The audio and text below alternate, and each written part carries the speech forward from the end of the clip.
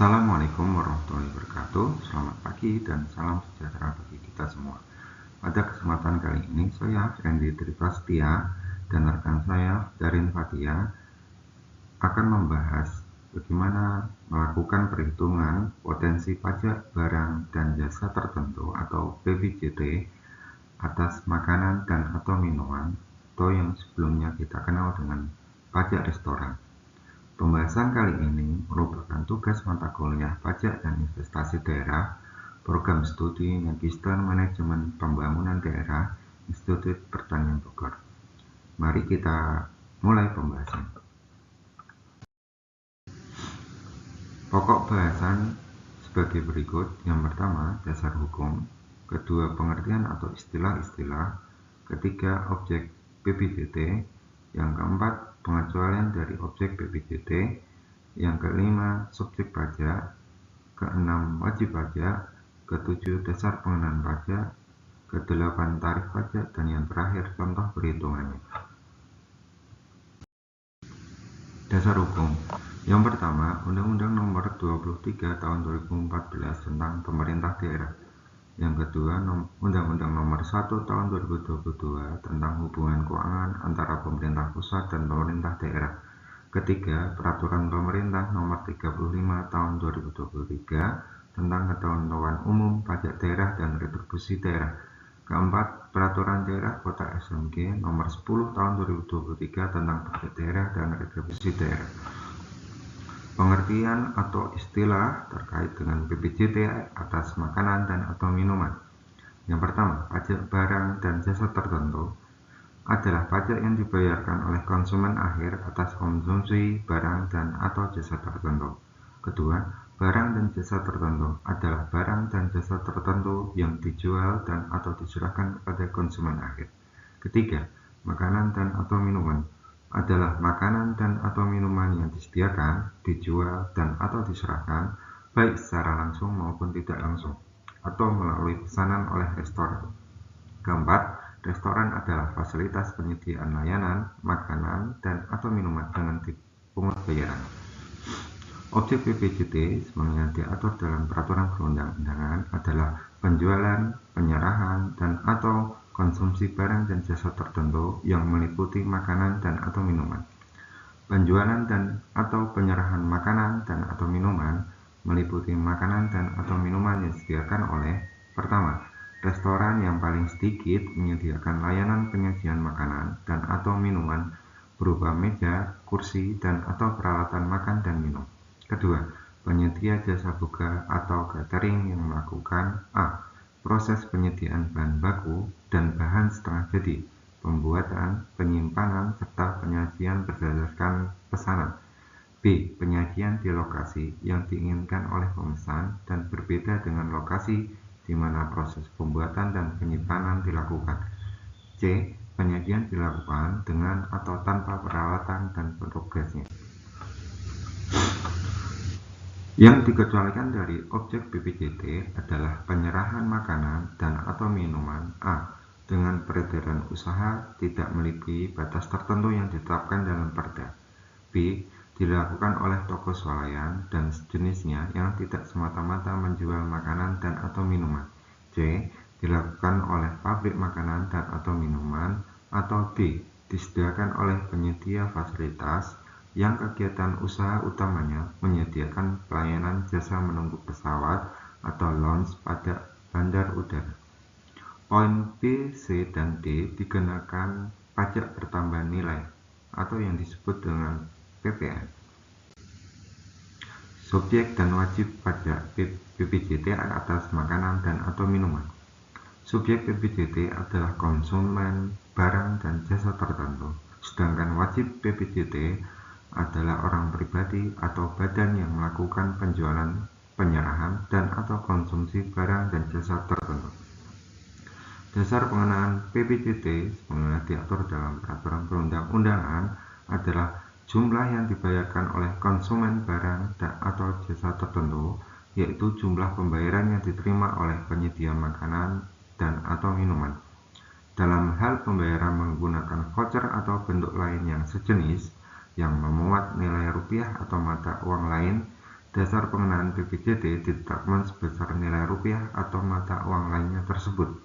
Dalam hal tidak terdapat pembayaran sebagaimana dimaksud, dasar pengenaan PPJT dihitung berdasarkan harga jual barang dan jasa sejenis yang berlaku di wilayah yang bersangkutan. Tarif PPJT ditetapkan paling tinggi sebesar 10%. Tarif tersebut ditetapkan dengan peraturan daerah. Besaran pokok PPJT yang terutang dihitung dengan cara mengalihkan dasar pengenaan PPJT dengan tarifnya. Adapun PPJT yang terutang dipungut di wilayah tempat penjualan, penyerahan dan atau konsumsi barang dan jasa tertentu dilakukan. Saat terutangnya PPJT dihitung sejak saat pembayaran, penyerahan, atau konsumsi barang dan jasa tertentu dilakukan, yaitu pembayaran atau penyerahan atas makanan dan atau minuman. Nah, sekarang kita masuk ke perhitungan potensi pajak. Nah, potensi sendiri menurut Prakosa yaitu kekuatan, daya, dan kemampuan yang layak diterima dalam keadaan 100%. Sedangkan menurut Mahdi dalam Ponggoh, potensi merupakan suatu kemampuan yang masih dapat dikembalikan lebih baik lagi. Jadi inilah rumus untuk menghitung potensi pajak restoran. Dalam rumus ini kita mengalihkan omset harian restoran dengan jumlah hari dalam setahun dan kemudian dikalikan dengan tarif pajak restoran. Jadi rumus ini berguna untuk memperkirakan total pajak yang mungkin dihasilkan dalam waktu 1 tahun. Nah, berikut ini rumus untuk menghitung omset harian restoran. Mari kita lihat lebih dekat apa arti dari masing-masing variabel dalam rumus ini. P merupakan harga rata-rata dalam menu, dan kemudian untuk menjadi patokan omset. QP dan QL adalah jumlah pengunjung harian saat restoran ramai atau sepi. P merupakan peak season dan L yaitu low season. Sedangkan DP dan DL yaitu mewakili jumlah hari dalam masing-masing kondisi tertentu. DP merupakan hari pada masa ramai dan DL jumlah hari saat tidak ramai. Dan kemudian dari perhitungan rumus ini nanti kita membaginya dengan 7 untuk mendapatkan nilai harian rata-rata. Perhitungan ini disusun semata-mata untuk tujuan edukasi, menggunakan beberapa asumsi untuk mengestimasi jumlah pengunjung harian restoran. Kita masuk ke dalam asumsi yang pertama, yaitu QL. QL merupakan jumlah pengunjung pada masa tidak ramai atau low season. Untuk menghitungnya, kita bisa menggunakan kapasitas tempat duduk dan frekuensi penggunaan setiap kursi atau turnover kursi. Jika sebuah restoran memiliki 50 kursi dengan turnover 4 kali sehari, maka perkiraan minimal jumlah pengunjung adalah 200 orang per hari.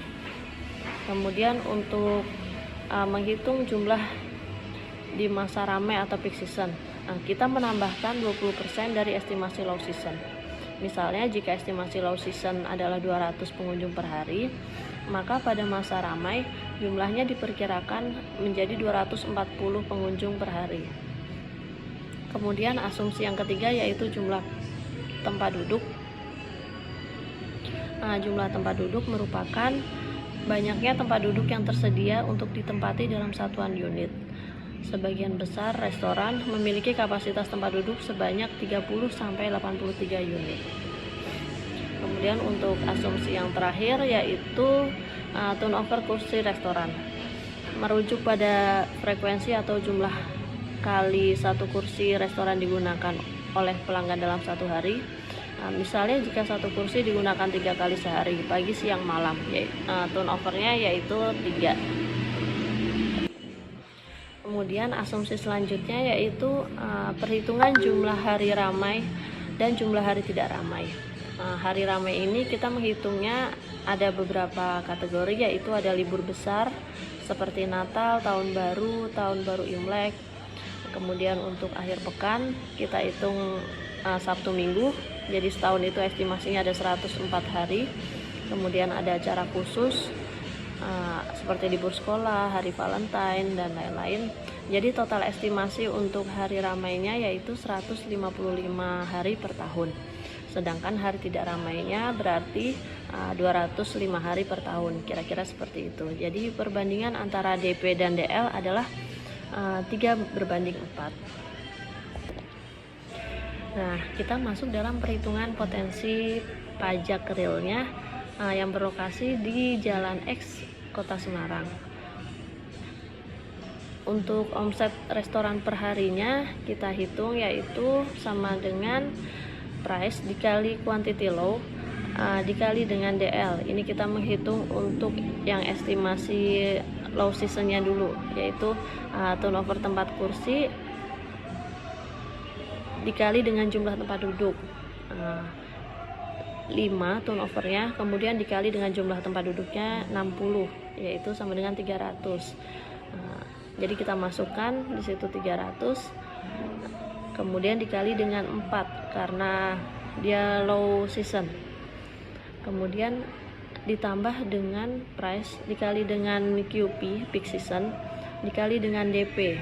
Jadi tadi kita udah belajar menghitung, ditambahkan dengan 20%.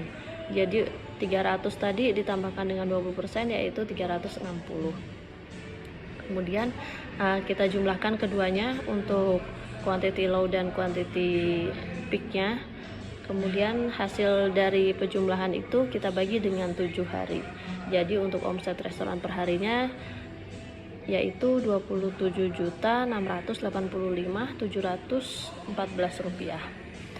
Nah, kemudian kita menghitung potensi pajak restoran dalam setahun, yaitu dengan OR yang tadi omset restoran per hari dikali dengan 360 hari, kemudian dikali dengan TR atau pajak restorannya, yaitu berarti 27.685.714 dikali dengan 360 dikali dengan 10%, ketemu yaitu potensi pajak restoran dalam 1 tahun yaitu 996.685.714.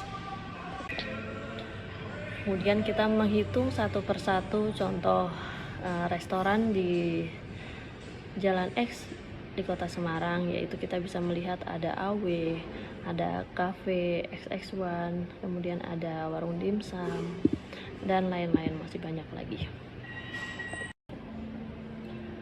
Jadi kita masuk dalam penutup berdasarkan perhitungan atas potensi PBJT makanan dan atau minuman yang disediakan sebanyak 37 restoran yang berada di Jalan X Kota Semarang diperoleh nilai pajak potensi pajak sebesar Rp17.604.571. Pemerintah Semarang dapat menetapkan target penerimaan terhadap PBJT atas makanan dan atau minuman untuk periode yang akan datang berdasarkan potensi restoran yang ada.